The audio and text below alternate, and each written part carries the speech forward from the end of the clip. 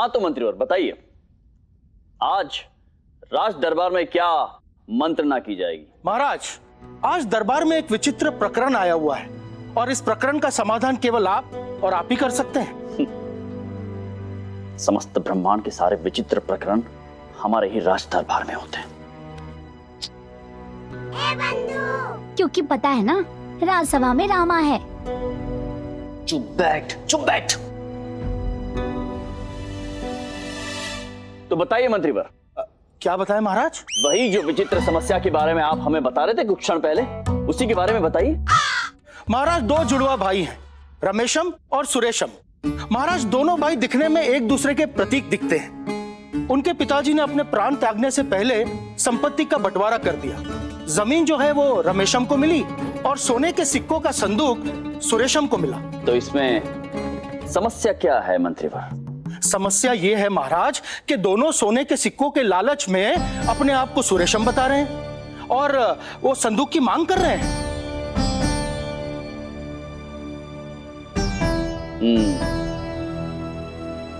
तो उनके परिवार से मिलकर स्थिति स्पष्ट कर लीजिए, इसमें समस्या क्या है? कठिनाई यह है महाराज कि परिवार के लोग दोनों को पहचानने में असमर्थ हैं। मंत्रीवर, उन दो भाइयों को राज दरबार में प्रस्तुत किया जाए।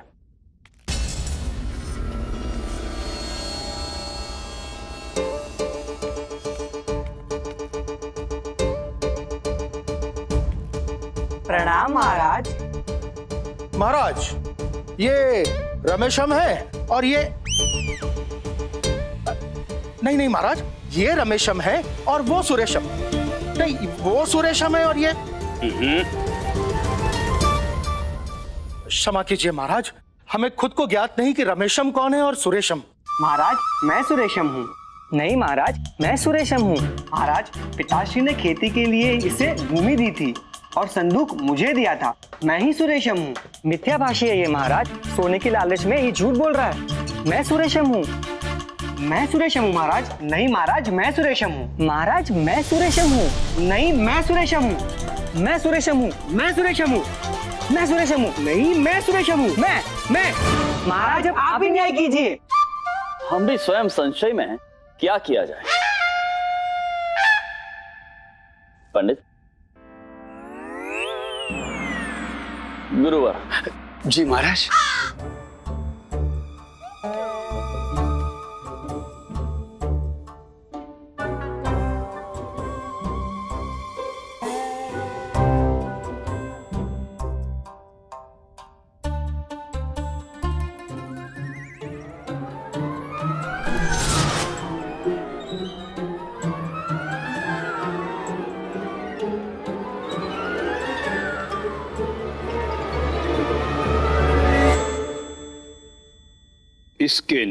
इसके नेत्र से बिल्कुल मिलते हैं।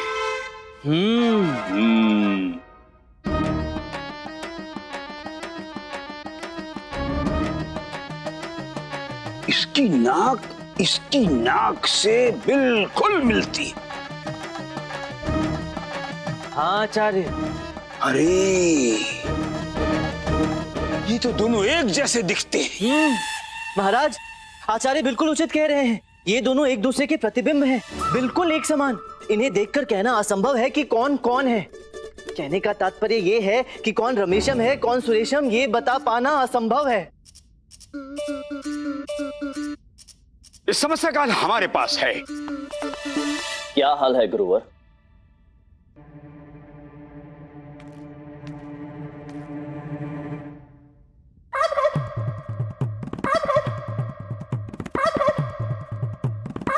महाराज, हम कह रहे थे कि सुरेशम। जी गुरुवर।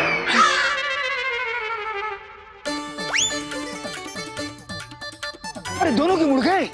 एक को मुड़ना था जो सुरेशम है। मैं ही सुरेशम आचार्य। बहुत चतुर हैं ये दोनों। महाराज, हम तो पहले से जानते थे ये दोनों एक साथ पलटेंगे। घंघोर समस्या है महाराज।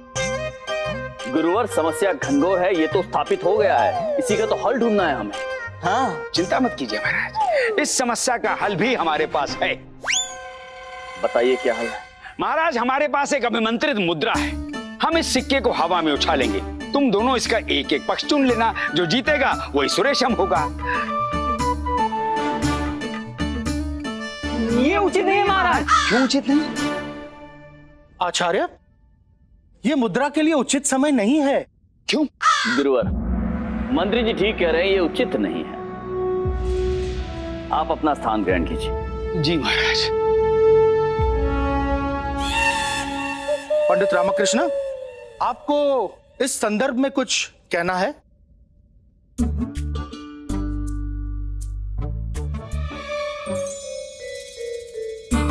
महाराज, अग्नि जलानी होगी।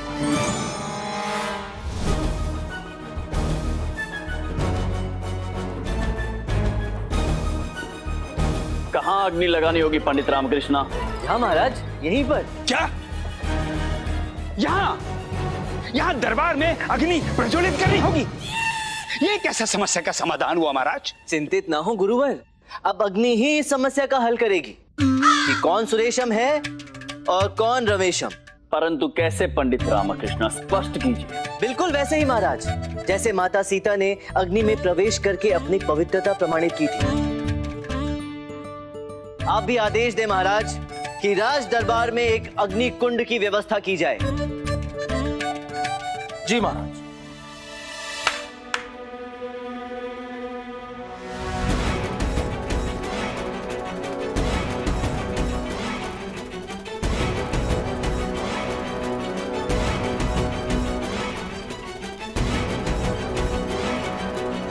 आप दोनों अग्नि परीक्षा के लिए प्रस्तुत हो जाएं।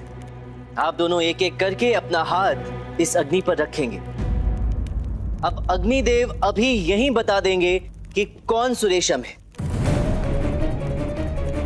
याद रहे, जो भी सुरेशम होगा उसका हाथ अग्नि में नहीं जलेगा।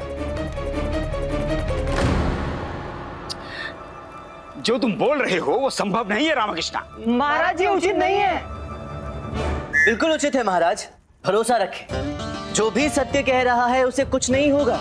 सांच को आंच नहीं, माता सीता ने स्वयं अग्नि परीक्षा देकर ये प्रमाणित किया है। बात तो आप सत्य कह रहे हैं पंडित रामकृष्ण।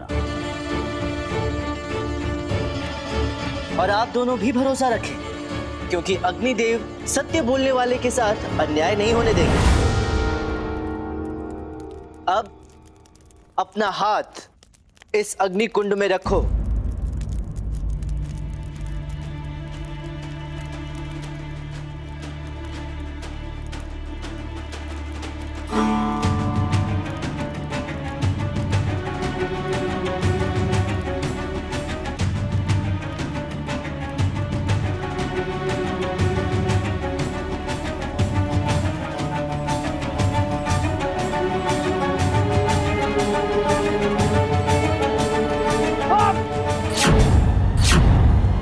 देखिए महाराज, आप सब देखिए, ये झूठ बोल रहा है। मैं सुरेशम हूँ, मैं सुरेशम हूँ। असत्य महाराज।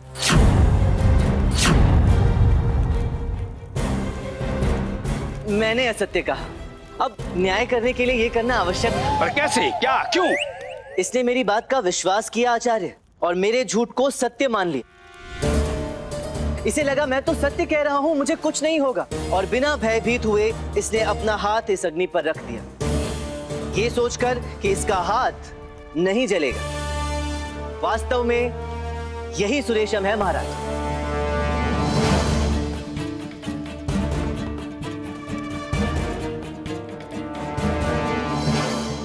अद्भुत पंडित रामकृष्ण, हम प्रसन्न हुए।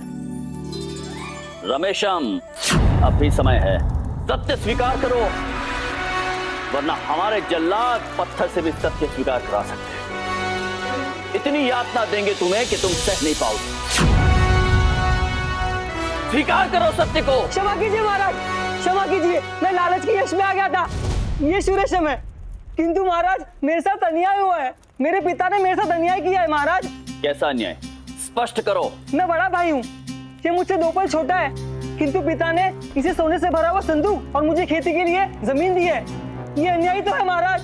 पिता अपने पुत्र के साथ कभी भी अन्याय नहीं करते मित्र, उल्टा उन्होंने तो तुम्हें असली धन दिया है। सुरेशम को तो केवल उन्होंने सोना दिया है। लक्ष्मी तो चंचल होती है मित्र, कभी भी कहीं भी चली जाती है। क्या तात्पर्य है आपका? तुम्हारे पिता ने तुम्हें उपजाऊ भूमि दी है। तुम जब चाहो प्रतिवर्ष उसकी उपज से सोने के भंडार भर सकते हो, जो कभी खाली नहीं होगी।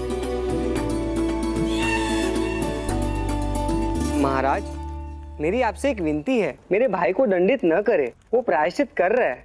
सुरेशम, ये आपके अपराधी हैं। यदि आप इन्हें क्षमा करना चाहते हैं तो हम भी इन्हें क्षमादान देते हैं।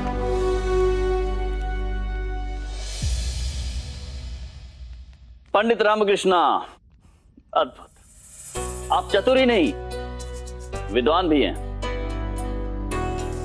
आपने आज ये सिद्ध कर दिया है कि सांच को आंच नहीं, है ना गुरु? जी महाराज। हाँ महाराज, सत्य है महाराज। अब आप कह रहे हैं तो सत्य ही है महाराज। पर हमें तो पहले से इस पर शंका थी महाराज। सत्य गुरुवर, वो तो है। हम प्रसन्न हुए पंडित रामकृष्णा। हम आपको 100 स्वर्ण मुद्राओं से पुरस्कृत करते हैं।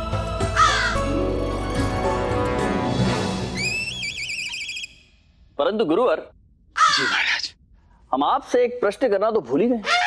आज्ञा कीजिए महाराज। आपने ये पगड़ी क्यों धारण की है? फिर से पगड़ी? स्वास्थ्य तो ठीक है आपका? वही तो महाराज, मैंने भी आचार्य से यही प्रश्न किया था। जी महाराज, हम भी देखकर चकित हो गए थे। हमने भी यह प्रश्न पूछा था, परंतु आचार्य। महाराज, ये देखिए, ये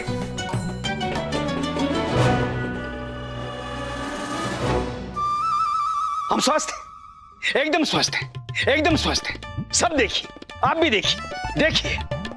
हैं? हाँ।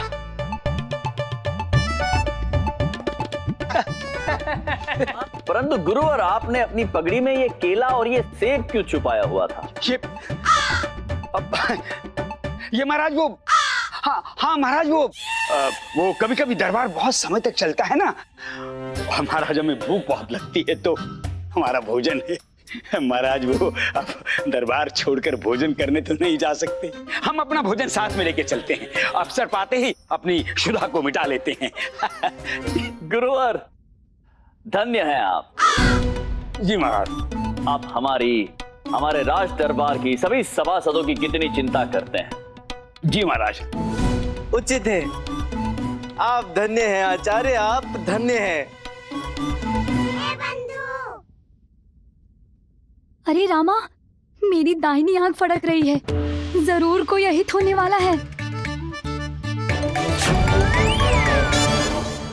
अच्छा, अभी तक तो केवल मुझे लगता था कि तेरी जीभ लंबी है, अब तेरी आंखें भी निकल आई और फड़क भी रही है। वाह वाह, हे भगवान। चुप कर।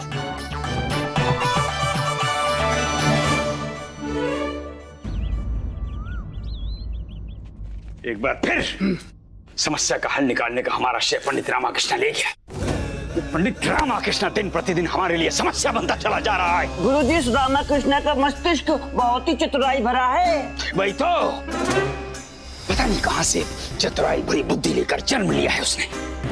मन करता है कि उसके मस्तिष्क में हाथ डालकर उसकी बुद्धिमत्ता निकाल ले। जी गुरुवर। और उसके मस्तिष्क की चटनी बनाकर तुम दोनों को खिला दे। पर हम शाकाहारी हैं गुरुजी, हमें क्यों? अरे चुप रहो मूर्ख, हम मात्र कहने के लिए कह रहे हैं। जरा सोचो,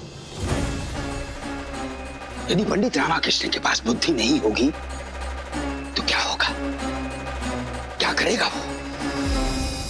हर समस्या का हल हम निकालेंगे, हमारा नाम होगा, यश होगा हमारा।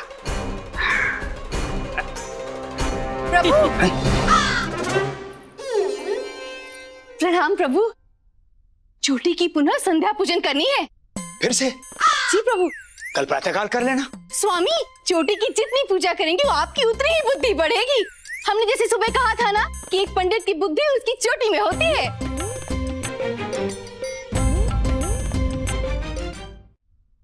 भाग्यवान, परंतु ये जो समय है हमारी चोटी के सोने का समय है, और सोते समय चोटी को जगाना उचित नहीं होता है। ठीक वैसे ही जैसे भगवान को सोते समय जगाना उचित नहीं होता है। अच्छा प्रभु, हमें तो ज्ञात ही नहीं था। कल हम इससे भी पहले आएंगे।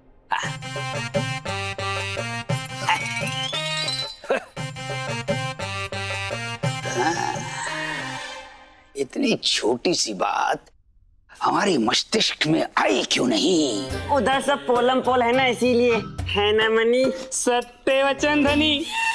यदि पंडित रामाकृष्णा की बुद्धि उसकी चोटी में है तो क्यों ना उसकी चोटी को ही नष्ट कर दिया जाए।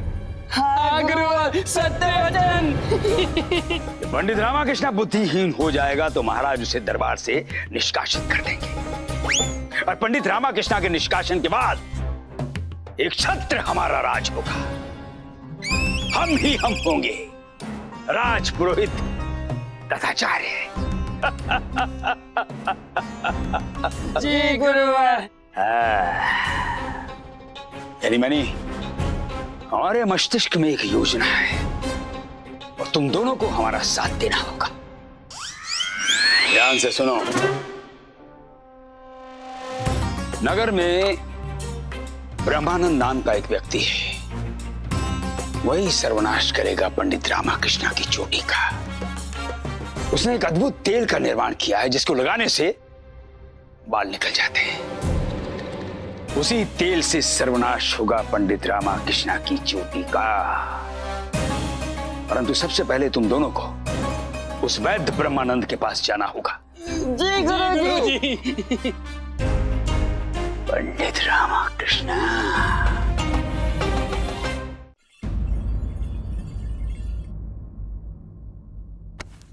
लामा और क्या सोते लेते हैं? हमें चलना, चल खेलते। अरे गुंडप्पे, विश्राम करने दे, जब भाग यहाँ से।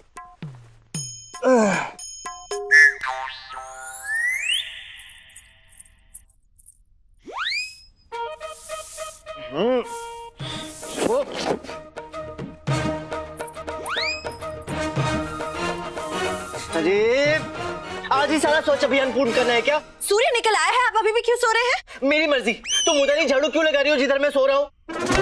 आप उधर मुख करें जिस तरफ हम झाड़ू लगा रहे हैं। परंतु अभी झाड़ू लगाने की क्या आवश्यकता है? उठा लो। देखो, ना ही मैं झाड़ू उठाऊंगा और ना ही लगाऊंगा, पहले बता दे रहा हूँ। कभी तो किसी कार्य की जिम्मेदारी उठा लो। जब भी देखो सारा काम हमें करना पड़ता है, कभी किसी चीज में कोई सहायता नहीं करते। हम पूरे दिन इतना व्यस्त रहते हैं। शारदा महोदया, आपसे कितनी बार निवेदन किया है कि गृह कार्य हेतु एक सेविका नियुक्त कर लीजिए। अच्छा, तो अब सेविका भी चाहिए। हमें अच्छे से ज्ञात है कि आप सेविका लाने का सुझाव क्यों दे रहे हैं। अरे तुम तो वार्तालाप कहाँ से कहाँ ले जाती हो। तुमसे तो वाद विवाद करने का कोई लाभ ही नहीं है। तो करते क्यों है? हाँ, नहीं करना है मुझे कोई वाद विवाद। जा रहा हूँ मैं स्नान करने के लिए। करो तुम अपनी झाड़ू और चल, तुझे खेलना था ना, तू चल। चल मैं तेरे साथ खेलता हूँ। चल चल चल।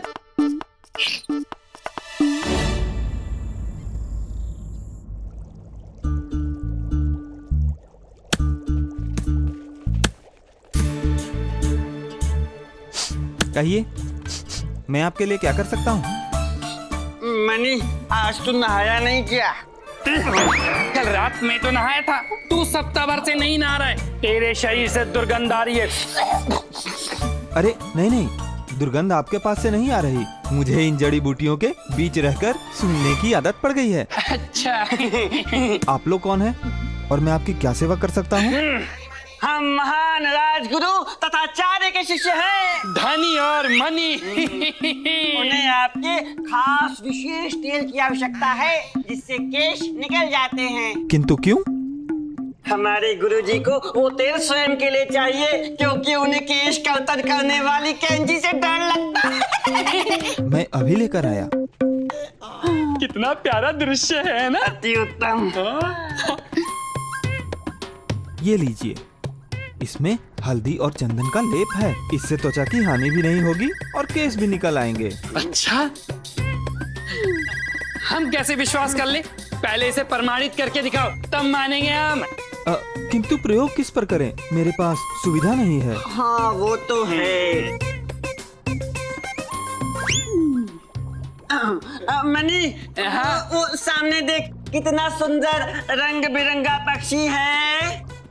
कहाँ? मुझे तो दिखाई नहीं दे रहा। अरे वहाँ देखना। कहाँ? वहाँ वहाँ। अरे मुझे तो नहीं दिखाई दे रहा। अरे सामने ही तो है, देखना। कहाँ देखूं? यहाँ देख। तेरी इतनी हिम्मत! तूने मेरी चोटी में से केश निकाले, मेरी बुद्धि कम हो जाएगी। अरे मनी, तू तो बुद्धि का सागर है। अच्छा, हाँ, 2-4 बूंदे कम भी हो गई तो क्या फर्क पड़ता है। ये सोच कि मैंने इस तेल को प्रमाणित कर दिया।